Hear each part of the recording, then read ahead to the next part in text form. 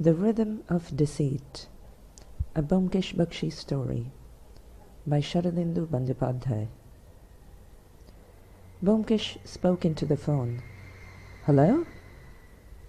The police inspector Rakhal Babu's voice was heard at the other end. "Byomkesh Babu, I'm Rakhal. I'm calling you up from Netaji Hospital. Could you please come here for a while?" "What's wrong?" "Attempt to murder. Someone had tried to shoot a man dead, but did not succeed. Now that injured man has been brought to the hospital. He is relating a strange story." "Really?" "I'm coming." Byomkesh had moved to his new house in Kerala. Netaji Hospital was not very far from his house. About half an hour later, at about 5 in the evening, Byomkesh reached the place and found Rakhal standing near the emergency ward. He revealed many details about the case while standing there. The name of the injured person was Gangapada Chaudhary, a good man. He was found unconscious on the first floor of a house in a lane off Fraser Road. The part-time servant had come in at 3 in the afternoon and discovered him. It was his servant who had informed the police and the hospital. Gangapada had regained his consciousness, but he was weak because he had lost a lot of blood. Gangapada was looking out of his first-floor window, which overlooked a lane, when a bullet grazed his skull and slipped over the skull bone instead of piercing it.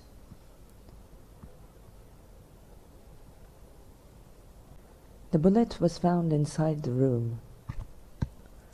Shot from a revolver, it had now been sent for examination.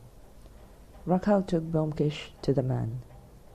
He had received a blood transfusion and was feeling much better. Gangapada Chaudhary was lying in a small narrow room on an iron bed. A big bandage covered his head like a turban. His face was thin and longish. He looked pale, probably due to the loss of blood. He was about 35. He looked a good and simple person. Byomkesh and Rakhal Babu pulled up 2 chairs on either side of his bed and sat down. Gangapada looked once at Byomkesh and then at Rakhal Babu. There was a faint smile on his pale lips. The man had fortunately returned from death's door, but there was no sign of fear in his expression. Rakhal Babu said, "This is Byomkesh Bakshi. He has come to hear your story." Gangapada's face lit up. He tried to sit up on his bed quickly. Byomkesh gently pushed him down on his pillows. "Don't get up. Lie down." Gangapada folded his hands in greeting and said in an awestruck voice, "You are the truth seeker, Byomkesh Bakshi.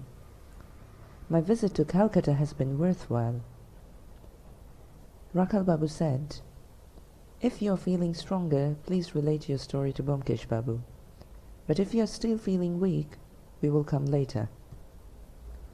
Gangapada said, "I'm not feeling weak anymore.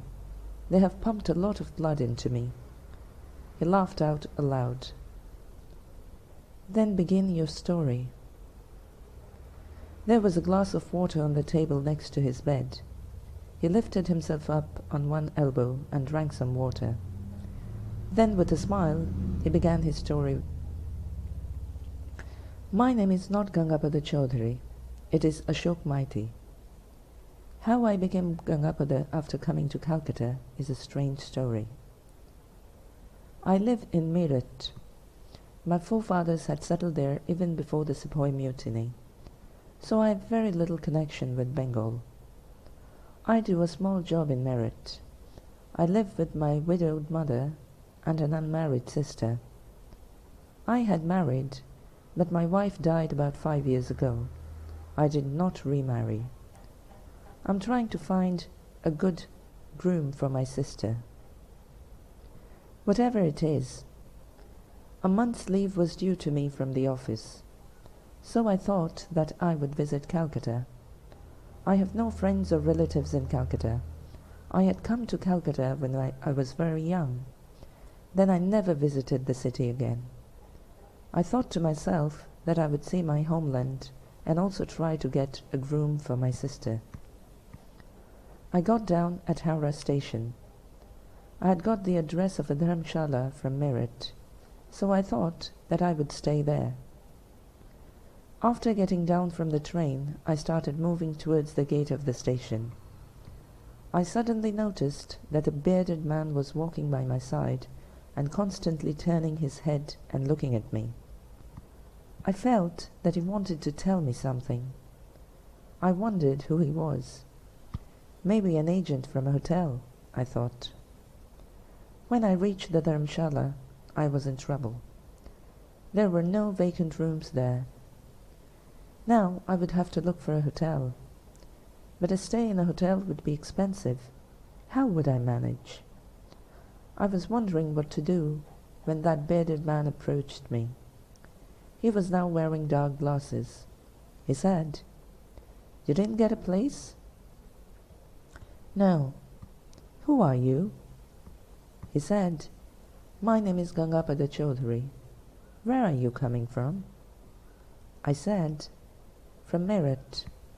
My name is Ashok Maiti. Are you the agent of hotel?" He said, "No.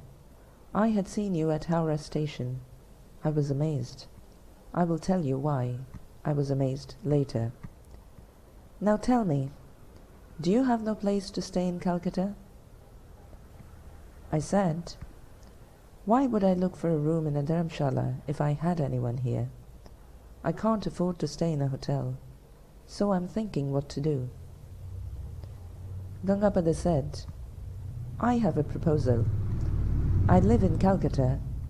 My flat is in South Calcutta. I'm going out of the city for a month. The flat will be vacant. If you stay in my house, it will be convenient for both you and me. I have a part-time servant. He will look after you. You will have no problem." I was surprised. "You will hand over your house to a totally unknown person?"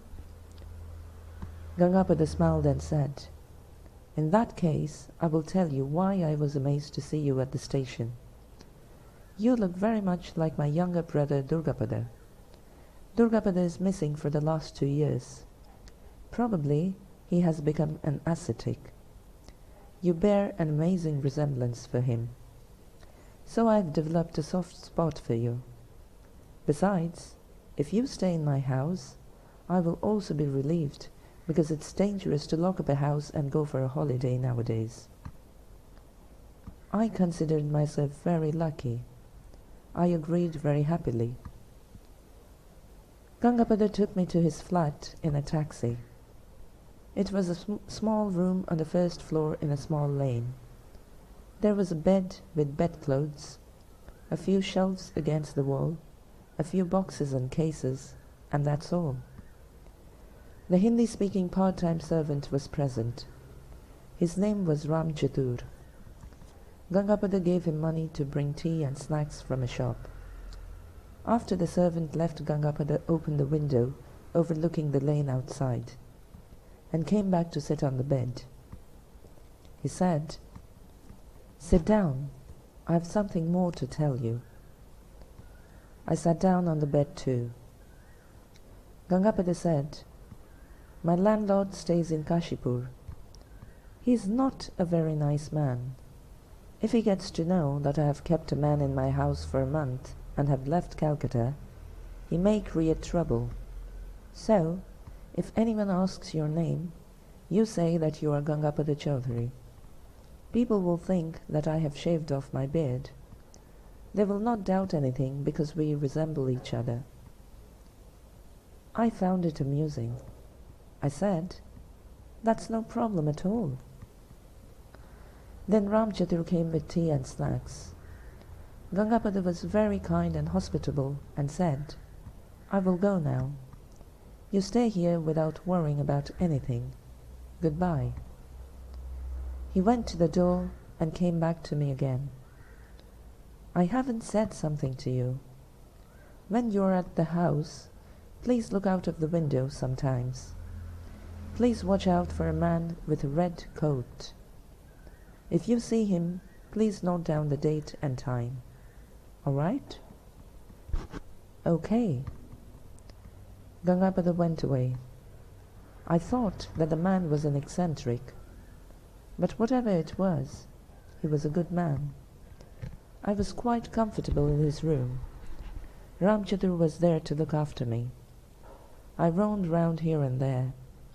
I stayed at home during noon and night. Occasionally, I looked out of the window for a man in a red coat, but it seemed impossible that any man would walk about the streets of Calcutta in a red coat. But since I had promised Gangapada, I did this duty. He could be right.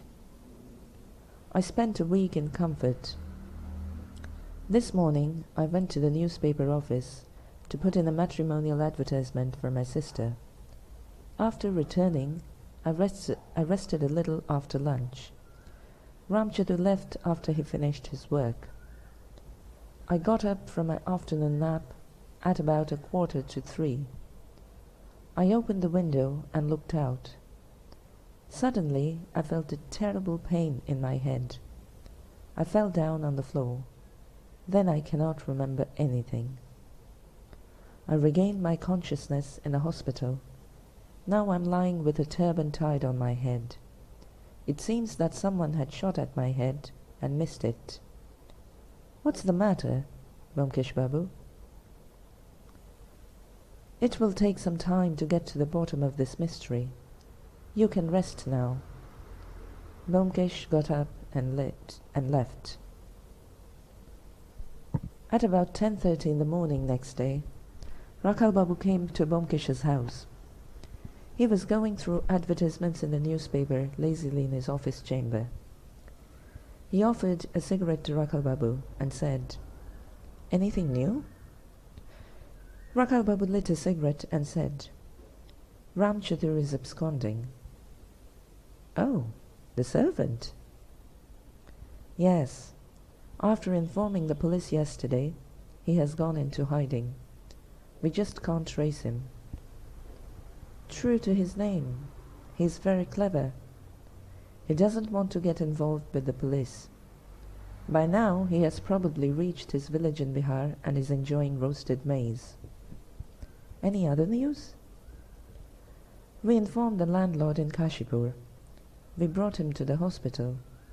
His first reaction was that the patient was Gangapada Chaudhary himself. When he heard his voice, he said that it was someone else, but the resemblance was amazing." Byomkesh repeated, "Is there a great resemblance between Gangapada Chaudhary and Ashok Maiti?" Rakhal Babu said, Gangapada had said that Ashok resembled his brother, so there could be a resemblance between these two. "I think Gangapada's beard was false." "I think so too. But it's difficult to understand his motive. Why did he bring Ashok to his house? Why did he bequeath his name to Ashok? It is difficult to understand." Byomkesh stopped himself from saying anything, then said in a lazy voice, "It is puzzling. Gangapada is still missing, I presume?"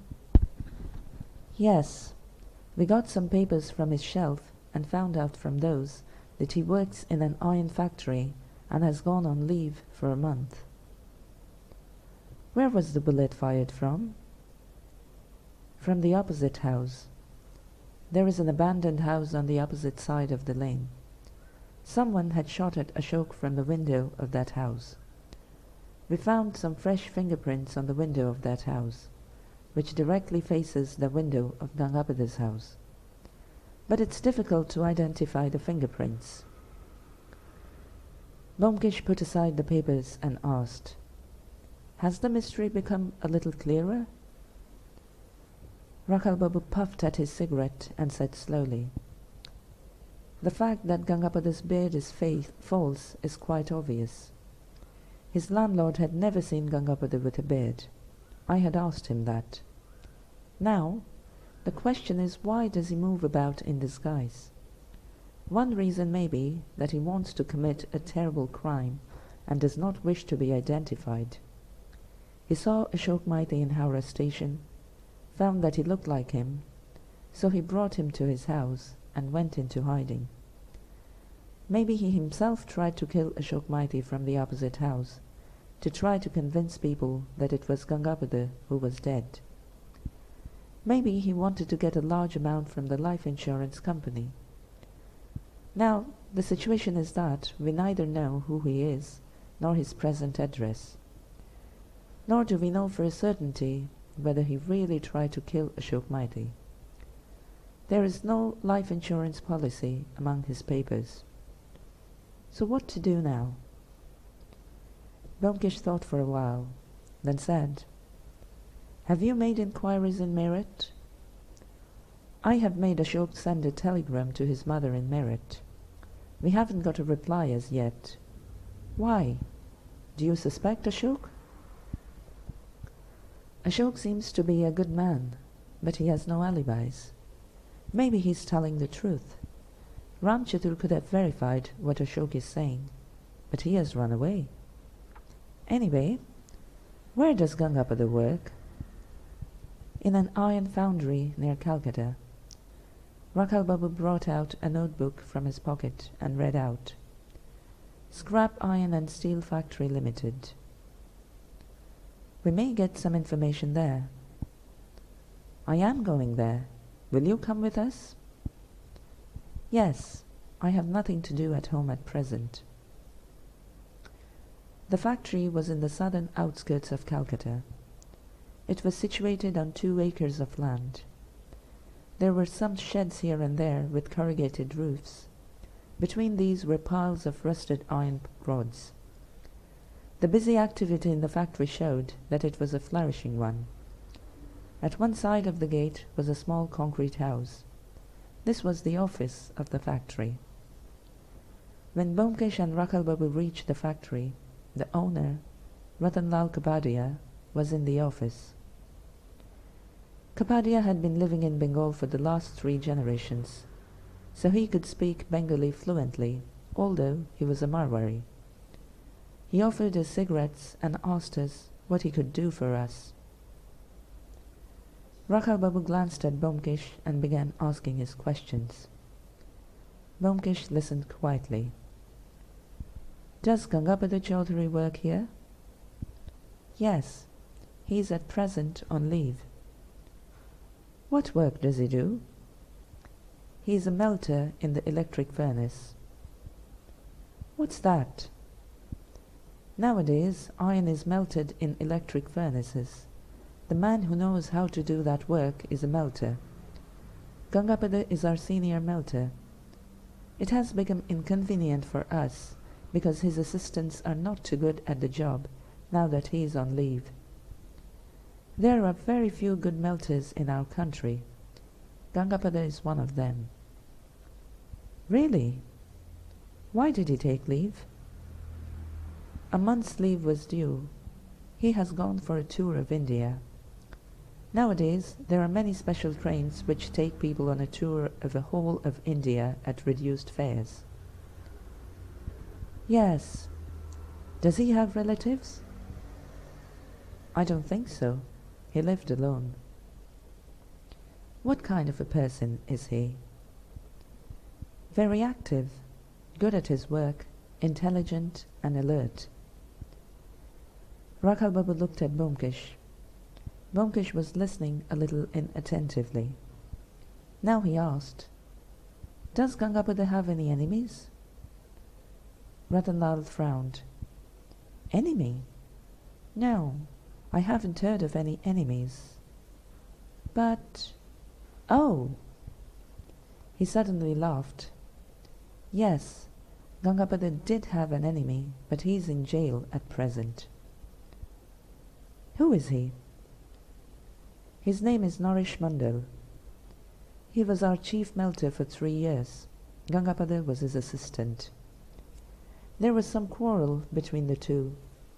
Naresh was a hot-tempered man, and Gangapada was cunning. but both were efficient. I used to watch the fun. Then one day, suddenly, Naresh killed a man. Gangapada gave a testimony in the court against him. Naresh was sent to the prison. Do you know the duration of his sentence? I don't know exactly. Maybe 4 or 5 years. After Naresh went to jail, Gangapada became the chief melter. He laughed heartily. Byomkesh stood up smilingly. We won't bother you any more. Just one thing. When did you last see Gangapada? About 15 or 16 days back. Did he have a beard then? Beard? He never had a beard. Thank you. Rakhal Babu asked after coming out into the street. Now what? Byomkesh said, the only thing left to do is to grope around in the dark. We can do another thing. Naresh Mandal went to jail after committing a murder about 4 or 5 years back. It might be helpful if you can get copies of all the court documents. At least, if we can get a copy of the magistrate's verdict, it would be useful. We may even get some clues from it. Rakhal said, All right. Since I have nothing better to do, I will do that. You will get all the information by tomorrow. The next day, Byomkesh was looking out of the window of his own house. He noticed children wearing red dresses, women wearing red saris, but not a single male wearing a red coat. A man wearing a red coat was indeed an unusual and rare sight. The telephone rang at that moment. Rakhal Babu said, I received a copy of the verdict of the case. There doesn't seem to be anything important. Anyway, I'm sending it to you through a bearer. You can read through it. A constable delivered the document to Byomkesh after about half an hour. It was a heavy official document running into 15 or 16 pages. Byomkesh started reading the document after lighting a cigarette. Before giving the verdict, the judge had given a description of the incident which led to the crime. Then there was an account of what the witnesses had to say. Then came the verdict. This was the summary of the whole case. The accused is Naresh Mandal, age 39. He works in a factory called Scrap Iron and Steel Factory Limited. He is accused of killing a street beggar. The case has been set up according to Penal Code 304 by 323. We learned from the primary witness Gangapada Chaudhary and other witnesses that the accused is ill-tempered and quarrelsome. At 5 o'clock, on the day of the crime, the accused Naresh Mandal and witness Gangapada Chaudhary were returning from their workplace together. Both work in the same above-mentioned factory. Gangapada Chaudhary is the assistant of Naresh Mandal. While walking through the marketplace, Naresh picked a quarrel unnecessarily with Gangapada. So Gangapada allowed Naresh to walk ahead of himself. He was walking about 20 yards behind Naresh. At that time, an Anglo-Indian beggar wearing pants and coat started following Naresh, asking for alms. The beggar was thin and pale, but he spoke in English. He was a well-known figure in the marketplace. Gangapada noticed, while walking behind Naresh, that he was waving his hands irritably to get rid of the beggar, but the beggar was very insistent. Suddenly Naresh lost his temper and gave a hard slap to the beggar. The man fell on the street, but Naresh did not even wait to see what had happened to him and walked off angrily. Gangapada had witnessed the whole incident. He came forward quickly and found that the beggar was dead. The post-mortem report said that the man was physically weak, so a hard blow was enough to kill him. In the meantime, many other spectators had collected around the man. Many had seen Naresh slapping that man. They informed the police. the police arrested him from his house. According to the police, those who were witness to the case were objective about the whole incident, except Gangapada. The accused had pleaded not guilty. According to him, Gangapada is his enemy. He wants to take his place in the factory by removing him. That was why he had framed Naresh in this case. It is true that Gangapada was not selfless or objective as far as this case was concerned, but his statement was similar to the other eyewitnesses of the case. So Gangapada was not lying. So Naresh Mandal had been accused of committing a murder unwillingly. According to Section 304 of the Penal Code, he is condemned to 3 years of rigorous imprisonment. Byomkesh finished reading the document. It was evening and the room was dark. Byomkesh sat silently for a long time and then got up to switch on the light. Then he picked up the telephone. "Rakhal, I read the document. Did you understand anything?" "I got the analysis of the character of an ill-tempered man." "So it was no use reading the verdict?" "I won't say that. It's better to investigate every angle of the case to get a clue." "That's true. Did you take photographs of the fingerprints which you got in the abandoned house?" "Yes." "Did you get any news of Gangapada?" "No. We even checked the names of passengers in the tourist special trains." "Maybe he didn't even go. He's hiding in Calcutta." "Maybe. Any other news?" "We have just received a telegram from Meerut. Ashok Maiti is not lying." "Good. Anything else?" "No. Now what should we do?" "I can't think of anything else. Can you find out when Naresh Mandal will be released from jail?" "I will give you this news tomorrow."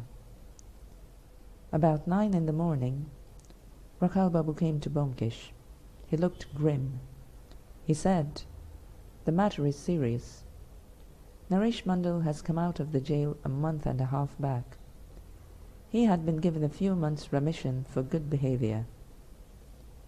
Byomkesh said, "Where has he gone after being released from jail?"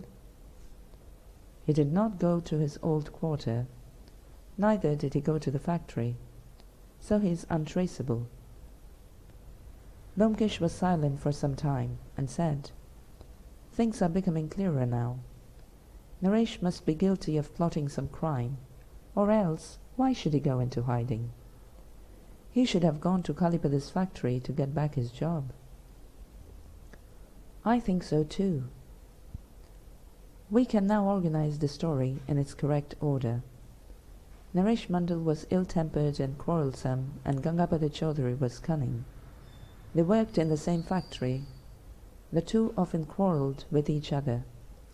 Gangapada wanted to usurp Naresh and get his position in the factory.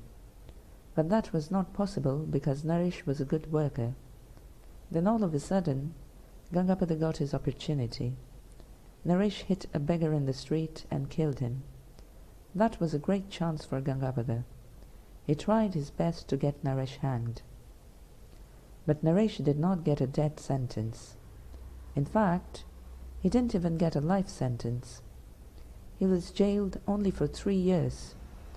Gangapada became the chief melter in his place in the factory. Naresh was not only bad-tempered, he was revengeful also. Before going to the jail, he had made a vow that he would kill Gangapada once he was out. This hatred increased while he was in jail, and his resolve grew stronger. Gangapada knew that Naresh was in prison for 3 years only, so he was on his guard. When Naresh came out a few months before his term was over, Gangapada was aware of the fact. He was frightened. He may have seen Naresh moving around near his house or in the abandoned house opposite his window. He decided that he would vanish from sight for a month at least. He took a month's leave from the factory, got hold of a false beard, and began roaming around in it, so that Naresh would not be able to recognize him. Maybe he was really intending to go on a tour of India before he saw Ashok Maiti in the Howrah station one day. Strangely, Ashok looked very much like him. Gangapada was a very cunning man. He devised a plan. He would install Ashok Maiti in his house. Naresh would mistake Ashok for Gangapada and kill him. Gangapada would be safe, although he would lose his job. But his life was naturally more important than his job. Gangapada was sure that Naresh would kill him from the house opposite his window. Now let's consider Naresh's point of view. Naresh had somehow managed to acquire a revolver after getting out of the jail. He did not get back to his old home. He lived elsewhere, and he began moving around Gangapada's house for an opportunity. He thought that he would kill Gangapada inside his own house from the abandoned house across the lane. That would attract less attention than if he shot at him in a public place. After that, he would escape from Calcutta. In the meantime, Gangapada set up poor Ashok in his house and went missing. Before going, he told Ashok to look out of the window for a man in a red coat. That, of course, was pure nonsense. His main purpose was to make Ashok Maiti look out of the window, so that he would be a sitting target for Naresh. Everything went off as planned, except that Ashok was only injured and did not die. He told the police everything. Now Gangapada and Naresh were in the same boat. None of them could appear in public. Both were wanted by the police. Naresh, of course, was a criminal. He could be caught for attempted murder. But Gangapada was no less a criminal. He had pushed an innocent man towards sure death. But even if he is caught, it would be difficult to punish him. Byomkesh became silent. Rakhal Babu said, "That may be, but how to catch the person who can be punished by law? That is, Naresh Mandal." After remaining silent for some time, Byomkesh said, "The only way to catch him is to advertise." "Advertise?" "Yes, to wait for the fish to bite the bait." After 3 days, an advertisement appeared in 2 major dailies in Calcutta. Bombay Steel Foundry Limited. "We require an experienced melter for our Bombay factory. Salary 1,000, 75, 3,000. Come for an interview in the address given below between 10 a.m. to 5 p.m. with certificates." Just above the Garyahat market, there was a signboard hanging over a small room. Bombay Steel Foundry Limited, branch office. Inside the room, Rakhal Babu was sitting at a table in plain clothes, attentively looking at some papers. A little away from him, Byomkesh sat at a small table with a typewriter. There was a uniformed bearer at the door. Others were around but invisible to the common public. The first day, Byomkesh and Rakhal Babu sat in the office between 10 a.m. to 5 p.m. No one came for a job. While locking the room, Rakhal said, "We must continue putting the advertisement in the papers." The next day, a man appeared. He was lean and thin. It seemed unlikely that he could kill anyone with one blow. His name was Prafulla Dey, an electrician. He had never worked as a melter. He could learn the work and do the job if he was given the chance. Rakhal Babu got rid of him. On the 3rd day, another man came into the room. Rakhal Babu became alert as soon as he saw him. He was strongly built, dark-complexioned. His eyes were bloodshot. He had a crew cut, and he was wearing a khaki coat. He looked askance at them as he entered the room. He stood in front of Rakhal Babu's table and said in a hoarse voice, I have come here after seeing the advertisement. Sit down. He sat carefully on the chair opposite and looked at Byomkesh with sharp eyes. Rakhal Babu said in a very normal voice, "Have you come for the job of an electric melter?" "Yes." "Where are your certificates?" The man was silent for some time. Then he said, "I have lost my certificates. I was ill for 3 years and I had to leave my job. Then I lost my certificates." "Where did you work earlier?" "In an iron foundry in Nagpur. Look, I really know the work of an electric melter. If you don't believe me, I'm ready to go to Bombay at my own expenses and prove this fact." Rakhal Babu looked at the man and said, "That's not a bad proposal. But this is only a branch office. We have just opened it. I cannot take this decision on my own. I will inform my head office in Bombay. Please come tomorrow at this time." "Certainly I will come." Rakhal Babu looked at Byomkesh. "Bakshi, take down his name and address." Byomkesh said, "Yes, sir." The man hesitated a bit before giving his name and address, then said, "My name is Nrishingha Malik. Address is 7 Kunjamestri Lane." Byomkesh took down his name and address. In the meantime, Rakhal Babu pressed a bell hidden under his table, which alerted the police outside that they must follow this man. Rakhal Babu was sure that this was Naresh Mandal. But before he could be arrested, one needed to know the address of his house, where the revolver could be found. But that was not necessary. Naresh was about to step out of the door when another man entered the room. There was no doubt that this was Gangapada Chaudhary. He looked like the twin brother of Ashok Maiti. He was without a beard this day. Before Gangapada saw Naresh, Naresh had seen him. He roared like a lion and pounced on Gangapada. He clutched at his throat, abused him profusely, and said, "Today I will not let you go, you swine." Rakhal Babu quickly blew his whistle. All the constables and policemen around the building came running into the room. With great effort, the two were separated. Naresh was handcuffed. Rakhal Babu said, "Naresh Mandal, I'm arresting you on the charge of trying to murder Gangapada Chaudhary." But Naresh was quite oblivious of anything else except his hatred for Gangapada. "I will kill you, treacherous fox." Byomkesh sat comfortably on his chair and lit a cigarette. Rakhal Babu told his assistant, "Dhiren, this is Naresh Mandal's address. Search his house. I'm sure you will get the revolver with which he tried to kill Ashok Maiti. I'm taking these two to the lockup." Gangapada was sitting on the floor, trying to recover from Naresh's sudden attack.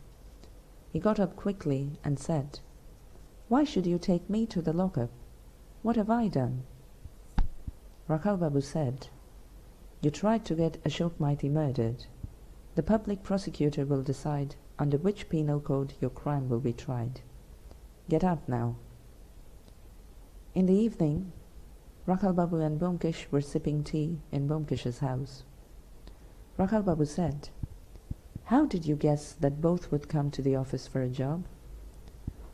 Byomkesh said, "It was a possibility, but I really did not expect them to arrive at the same time and start fighting like this.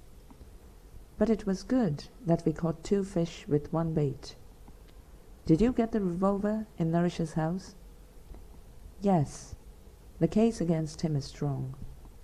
Now let's see if we can catch Gangapada. I have kept him in custody. Let's see what happens. At least it will be some kind of retribution for his wickedness." "What about Ashok Maiti?" "He is still in the hospital, but even when he comes out, he will be our main witness, so he cannot leave the city. Byomkesh laughed. "Thank God he is alive. If he had died, this mystery would never have been solved."